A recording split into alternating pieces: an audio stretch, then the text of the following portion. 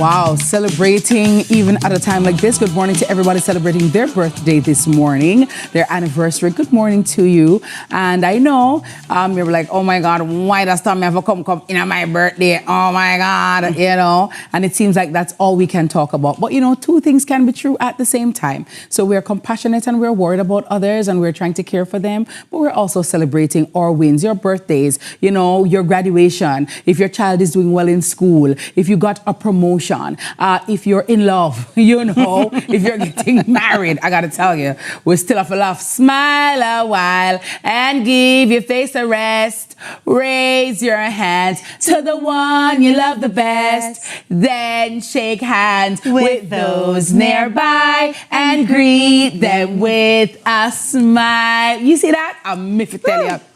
Love no care done. Don't get me started. Heading to the skies though, and it's not only humans have been affected, adversely affected, TK, but our animals have also been affected by Hurricane Melissa. And it's not just our homes, it's not just the communities, you know, the wildlife homes and their communities, because we forget to say, them are family too, you know, ants are family. You know, growing up, I never used to like killing animals at all, because I always think that could be an ant's mother. Yes. That could be an ant's father. And I didn't want my mother or father to die, so I didn't want to kill any animals. I was like that too. You see like how some people will drive down upon a dog deliberately and kill it. Me not like them something there. Because I'm like, that's somebody's mom. Like, she has kids, you know? Yeah. And for me, thinking about the birds, thinking about the bees, the flowers and the trees, you know, thinking about the animals, especially those endemic birds who have lost their food sources. Yeah. They have no homes, they have no food, their nesting habitats, everything is also disrupted for them. And I remember seeing a video, TK, where a young lady, she had like 3 little birds on her. And one of them, you could see that the bird was so, you know, just scared and out of it. Yeah. He was hiding under her collar. And just seeing that made me cry so much, because I said bird not two to you, man. You know they're not really two. You like fly away. But when they are the birds are like clutching to her. It really definitely broke my heart. And so I said, you know what? We need the best of the best. We need somebody who knows. We need somebody who is knowledgeable. And so wildlife biologist and assistant lecturer in the Department of Life Sciences at the UWI Mona campus, Damian White, joins us this morning to share what conservationists are seeing on the ground and why protecting our feathered friends is an actual essential part of the national recovery. Damian, good morning and welcome to Sunrise. How are you? I'm doing good. Yeah, how are the animals doing?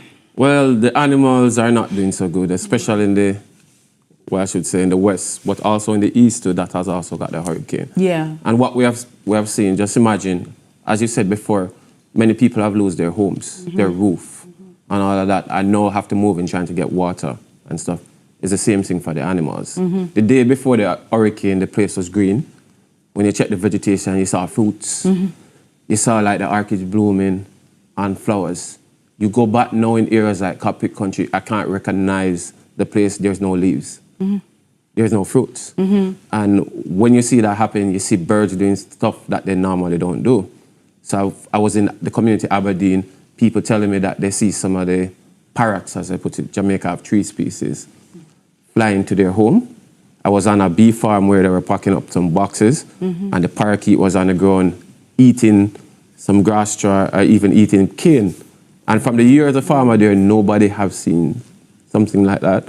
And then another thing is, a lot of people have been sharing videos from home. So for example, in St. James, some of the yard, the trees remain, and people are saying that they have seen birds that they have never seen before. So the birds are also in survival mode? Yes, they're in survival mode. They're looking for food, they're looking for water. And during this, we ask people, don't take the opportunity to catch, because we see videos already, people checking that opportunity to catch. One guy caught over 20 of our parakeets, and I tell you, several of them died because he didn't know what he was doing. And all that what was on his mind was to go and sell it. So distressed animals looking for help, and that's where you're going. Just sad.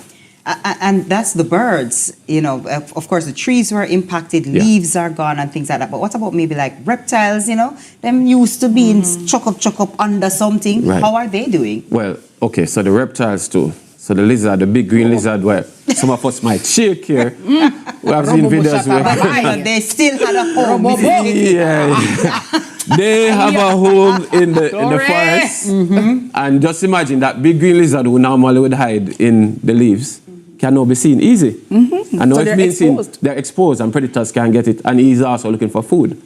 Because remember, in our whole ecosystem, you know, the trees are there, insect lives on those leaves, the birds come and eat it. So if there's no leaf there, the insect number gone down. And when you check people again, they're saying that they're seeing bees, a lot of bees showing up at their house now. So when they put out feeders, the bees and them are fighting. And some of our reptile friends again, like our crocodiles, some number of them got displaced in rivers and drain, and now the water coming down. And since I'm here, I'm telling people, don't go in the river trying to catch a crocodile or in a drain where it's not affected. Several people are trying to do it. You know, so be careful about this morning. Nobody not doing that. We have crocodile done there to Jamaica? We have people going in areas where the crocodile is not troubling you. And just think about it. There's a lot of the wildlife people right now who family are there going through stress.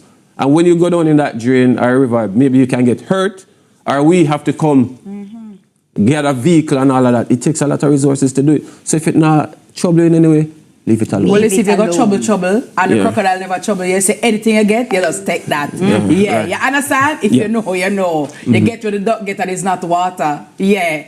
You just stay, right there. Because that's just crazy. That's crazy. I like that you mentioned about the rivers and the displacement, though, Damian. For some persons who want to go to rivers now or go to beaches, what would you advise in terms of, you know, what to look out for? Because now that the animals are displaced, is it possible, c'est possible, they could be displaced in these rivers? Or well, I don't want to scare people, but a lot of the places tell me. The reality, there are several areas in Jamaica that a lot of us go that have crocodiles that might be shy. And what I know what people don't, most of our stuff are very shy. If there were as menacing as many people say, you'd see a lot.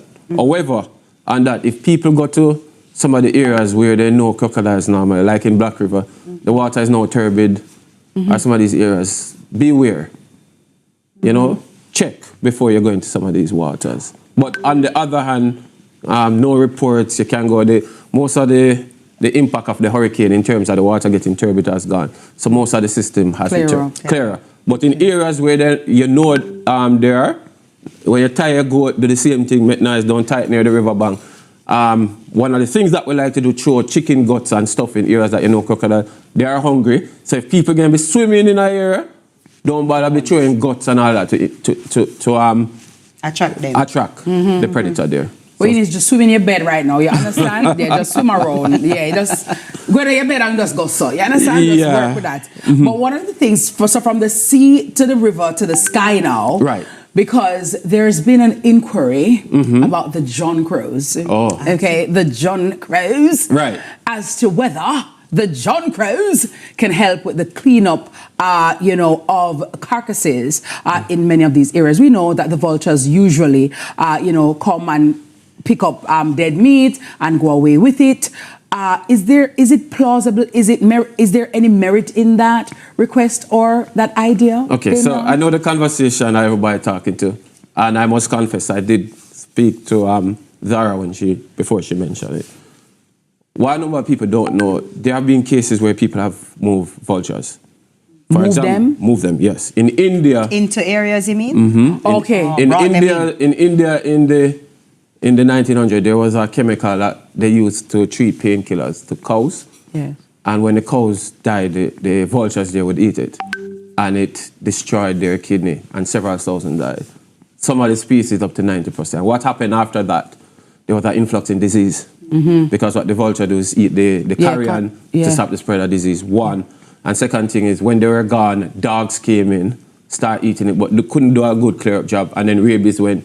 And they estimated in the 1900s, about 100,000 people died indirectly. So there are some cases of that up there. The conversation that's going on right now is good, because one thing we notice, we don't know what's going on with our vultures. So when you see them? Yeah. You see them, like in Kingston, you see them on the telephone poles, you see them on some wire, and people just have it said drunker. Yeah. But one of the things we were checking after the hurricane, how many if impacted them.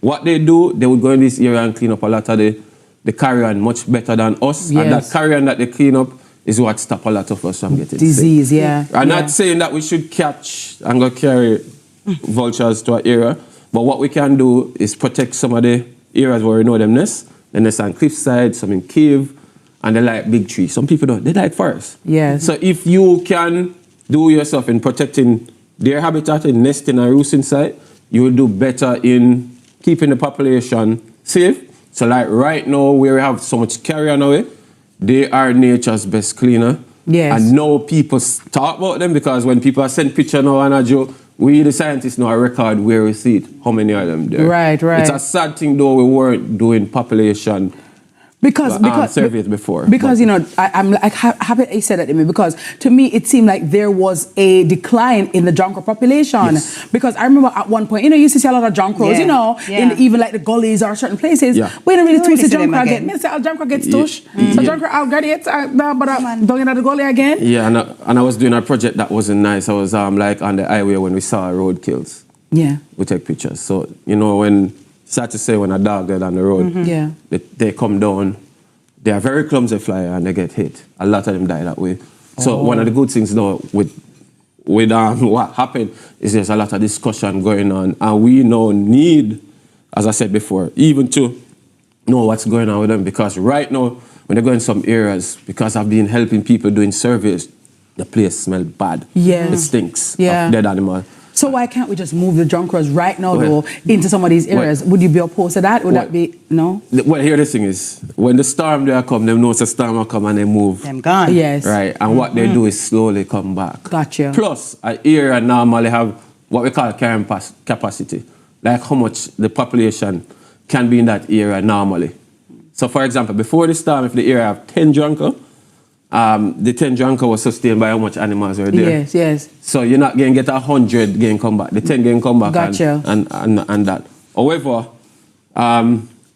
in case, as I said before, it's not about the government going to catch. Yes. But we're doing what we can do To siphon them there. to siphon and also protect their habitat, and more of them will come in. Gotcha. But they play a very important role. And what we call jonquil, the Americans in other countries, they call it turkey vulture. Okay. We're not related to the turkey though. And on the cusp of Thanksgiving, Damien, Yeah. thank you, You know for what I saying mean? that part. You know. So, Damien, we're focused on sending relief packages and waters and things to people. What about the animals? Is there anything that we can do in even our small way to help with the recovery? So there are two things that we need to do. So in the recovery part, one of the things we need to do is document what happened so we can make changes. So that's why we ask people to take pictures, video, anything you see strange, send it to NEPA, or you can send it to Roosters World JA. That's how we document what's going on. Yeah. On the relief part now, when we get that information now, we have groups like Bird Caribbean, we have the vet groups and that coming down now, helping with the animals. We're getting carried on some feeders and some hummingbird feeders for the birds. Yeah. However, quick thing with the hummingbird feeders, if you're not clean or don't follow the rules, don't do it. Because if you use the wrong sugar, if you use syrup, you can sit the bird. Yes. So if you're going to sit the bird, if you can't do it, just don't do it. Yeah. What's the right sugar? The right sugar is granulated sugar. Granulated sugar. For hummingbirds. For the hummingbird feeder, and it's 1 to 4. 1 part to 4 part sugar, water. 4 part water. Right. And you normally have it out there for 4 days, and because Jamaica is hot, if you see the mixture get cloudy after 4 days, throw it away, wash it good with soap, and because the birds get sick. Right. And I beg, one of the things I'm begging the people who are selling the birds, like catching the parakeet, catching our endemic parrots, which are already threatened if we not do something. Just at this time, nobody, they on TikTok I sell, mommy bear I sell on the roadside. And don't buy it. Don't buy it. Don't buy it. Don't buy it. I report because it. If you don't have a buyer, them have to let them go. Yeah. And not only are we not going to buy it, we're going to report you. Don't do it. Right. Because I'm bare facing on the highway. I said, this is just cruel. So we're getting feeders and some of the groups sending, as I said, information on how, and also everybody can be a citizen science. Anything you see going on, bird a fight, owl show up at your yard, whatever it is, just let us know. If you see an injured bird, reach out to NEPA. As I said, reach out to Roosters, you can reach out to Hope Zoo. will come and help. So we see a Hope crocodile. Zoo, Nepo, Roosters World, JA. Roosters World, JA. Right. So anything where you see, even the lizard when it's here, like, I was just about to say, what you call strange? Because what would I be reporting? Like what? I mean, yesterday a friend of mine reporter bat came in her room and she took a picture. I know what species was in it, and she pulled the door and let it out. Like a big duppy bat? No, a real bat. Okay, so what Jamaica call rat bat is a bat in the other countries. And what we call duppy bat is a moth. And no, David, a duppy bat. And last thing, are your granny or somebody come? David, understand what I said. And before the hurricane, how we know there's something there going, we had 4 cases of yellow snakes showing up at people's window. Like them there hide. What? Yeah. What nobody drop down? Yeah, man, we call one snakey. We went. Yes, man. Jeez. Our snakes are not poisonous and about a ball on Jesus. What do you mean? Yeah, it was a sweet snake and a beautiful. A sweet snake. Here, Damien. It is a sweet snake. Yeah, Damien love him work. I'm not telling a lie. Damien, you can't catch a yellow snake. You can't tell. Like if you want the snake, then him love it. It's not work, it's pleasure. It's not work, it's pleasure. Based on how Damien talk, like if me really brave that with it, but I catch a yellow snake or gold. You can't come with me while I'm there. Damien, no. When you do, show them. It's not gonna bring him coming here. That was Damien White, wildlife biologist and assistant lecturer in the Department of Life Sciences at the UWI Mona campus, representing for the birds, the bees, and the John Crows. Yeah. John Crows are important too. TK said John Crows. In John Crows, we're giving it proper to you here in Sunrise Earth. So we'll be right back.